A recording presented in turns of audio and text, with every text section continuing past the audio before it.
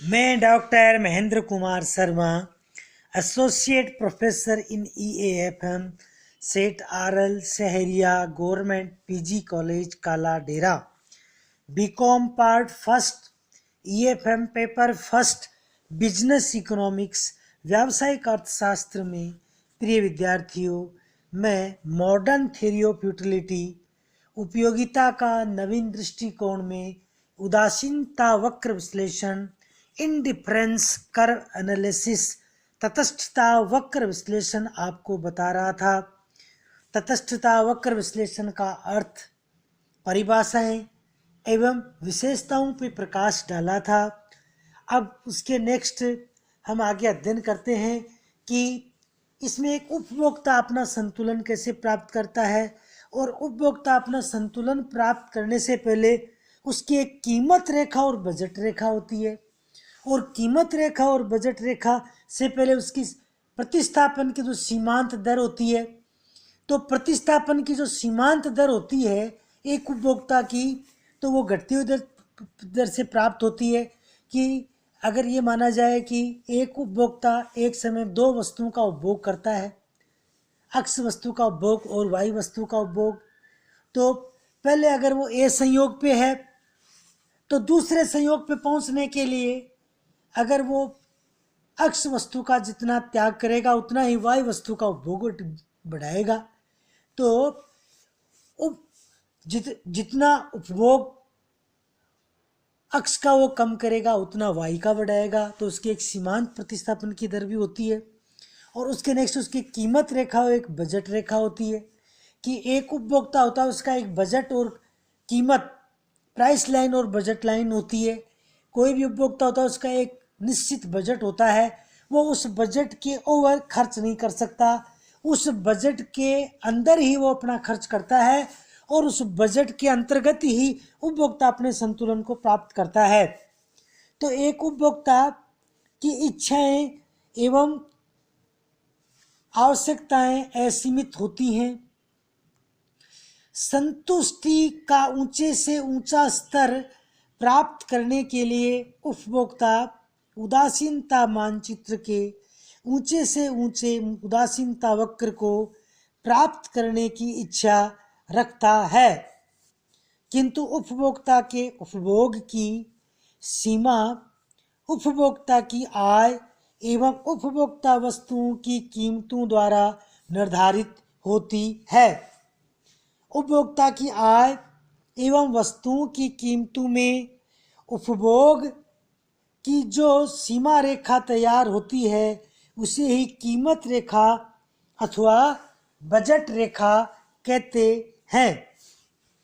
इस प्रकार कीमत रेखा दो वस्तुओं के प्राप्य संयोगों को प्रदर्शित करने वाले ऐसे बिंदुओं का बिंदुपथ है जो दी गई आय एवं उसमें उपभोक्ता वस्तुओं की कीमतों के आधार पर उपभोक्ता पर किए जाने वाले वे किए जा दूसरे शब्दों में कीमत रेखा एक दी हुई आय एवं वस्तु कीमतों के अंतर्गत उपभोक्ता के वे की सभी संभावनाओं को व्यक्त करती है।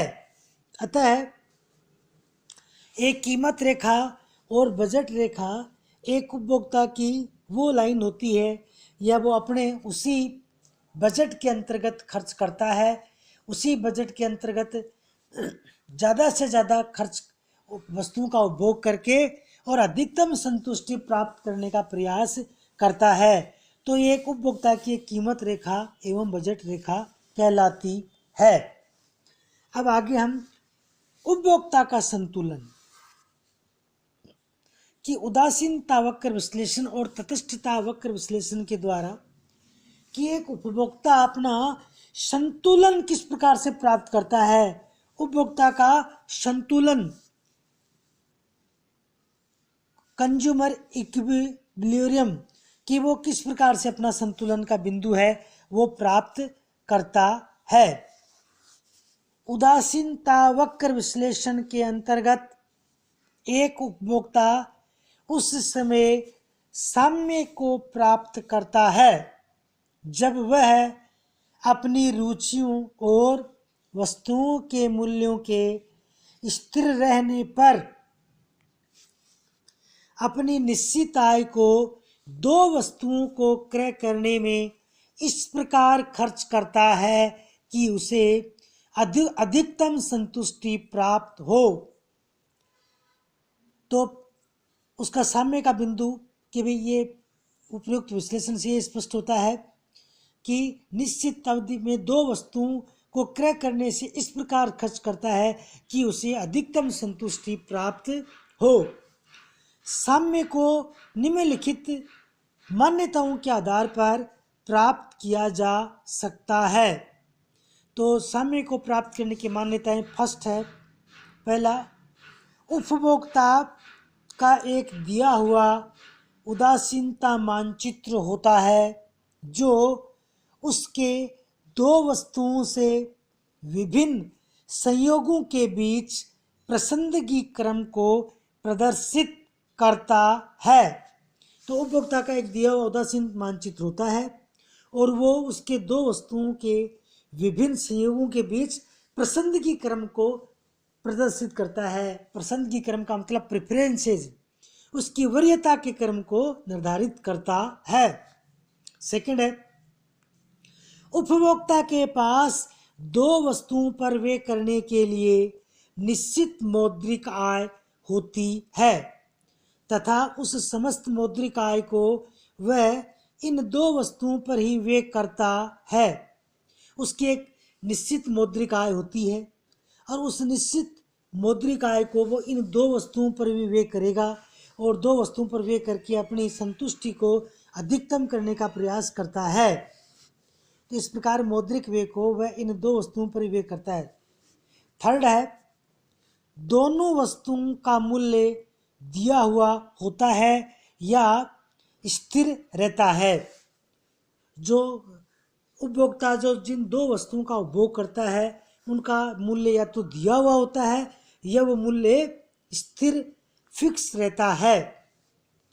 चौथा पॉइंट है, प्रत्येक वस्तु की सभी इकाइयां समरूप होती हैं कि जो वस्तुओं और सेवाओं का हम उपभोग करने जा रहे हैं उन वस्तुओं और सेवाओं की इकाइयां समरूप होमोजीनियस होती हैं। नेक्स्ट है पांचवा पॉइंट, विश्लेषण की अवधि में उपभोक्ता की रुचियों तथा आदतों में परिवर्तन नहीं होता। हम सिद्धांत का विश्लेषण करेंगे, उस विश्लेषण की अवधि में उपभोक्ता की रुचि या इंटरेस्ट उसमें किसी प्रकार का परिवर्तन नहीं होता। अगर उसकी रुचि और आदतों में परिवर्तन होता है तो सिद्धांत लागू नहीं होता। तो सिद्धांत लागू होने के लिए उस अवधि में उपभोक्ता की रुचि तथा आदतों में किसी प्रकार का परिवर्तन नहीं होता।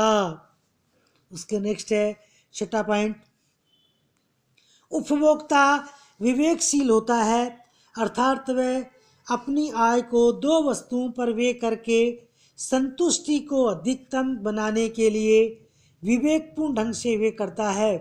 ये माना जाता है कि उपभोक्ता विवेकशील है, कंज्यूमर इज रेशनल, और वो अपनी आय को इस प्रकार से दो वस्तुओं पर व्यय करेगा जिससे कि उसकी संतुष्टि अधिकतम हो।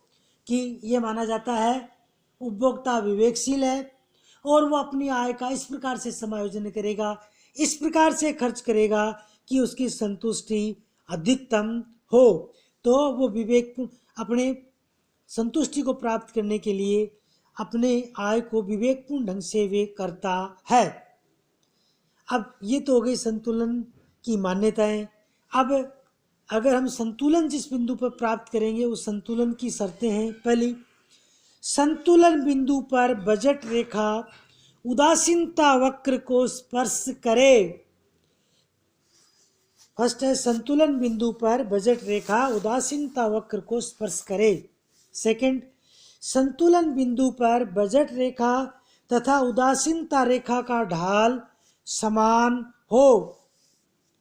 थर्ड है, संतुलन बिंदु पर उदासीनता वक्र मूल बिंदु की तरफ उन्नोदर हो या मूल बिंदु की तरफ बढ़ते हुए हो, अथवा साम्य बिंदु पर प्रतिस्थापन की सीमांत दर घटती हुई हो।